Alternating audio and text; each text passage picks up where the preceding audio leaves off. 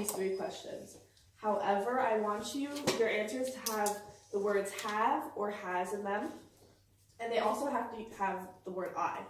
So you can either say I have or the contraction I've. So work on them together, and then you will let me know when you're done, and then we'll talk about your answers together. Why don't you want to see that movie? Because I've seen it already. Okay. Yeah. Okay. I have. Number 2. Why don't you have your books? Because I have Already read it. yes.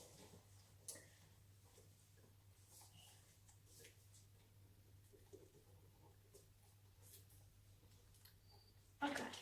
Number 3. Why aren't you doing your work? Because I completed it already. Yep.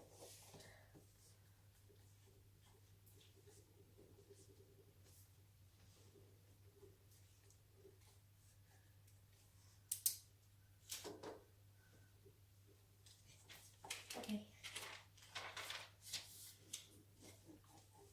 Okay. You guys are done? Yeah. Okay, so why don't you go through your answers for these questions? Because I've already seen it. Okay. Because I've already read it. Mm-hmm. Because I've already completed it. Okay, perfect. So what you guys basically did was an example of the present perfect tense.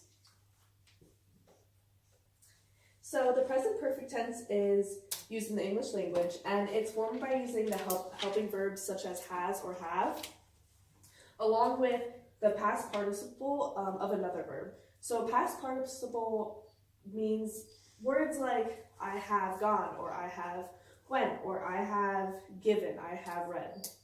So it's the way that you say a verb after you use the words have or has. So this is an example.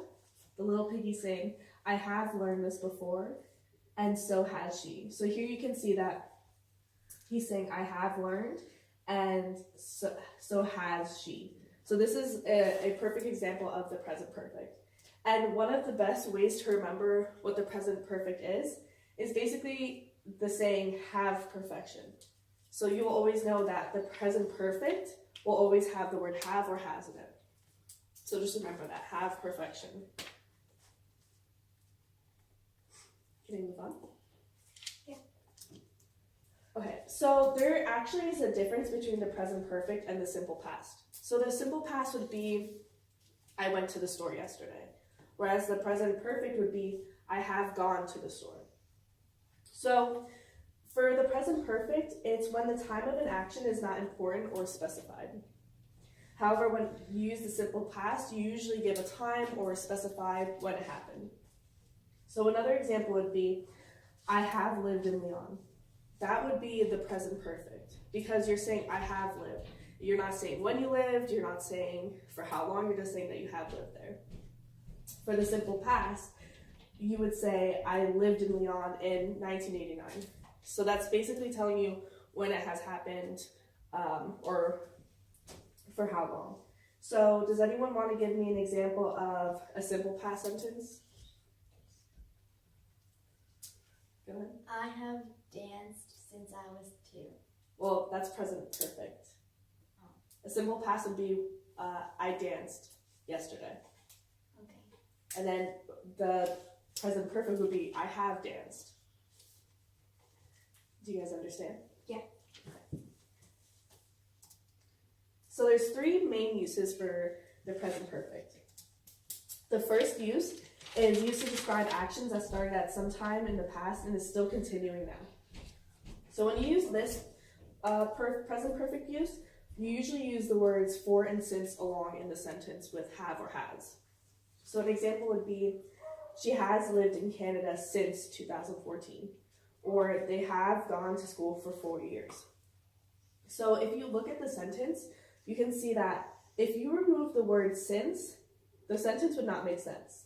She has lived in Canada 2014. So for this use, you always have to use since or for, otherwise, like I said, the sentence will not make sense. Any questions? No? Okay. So the second use is used to describe actions which happened at some unknown point in the past.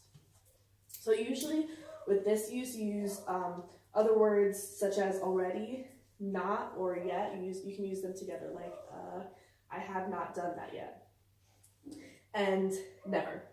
So an example of this would be I have already seen that film, or they have not eaten at that restaurant yet. So like I said, usually you use this when you say I have already seen that, or they have not eaten at that restaurant yet. So this would be like not and yet. This is when you could use it together. But you could also say they have eaten at that restaurant. That would be another example of that. Any questions? Yeah. Can you give me an example using never? Yeah, sure. So you can always say, I have never gone there before. That would be an example using never.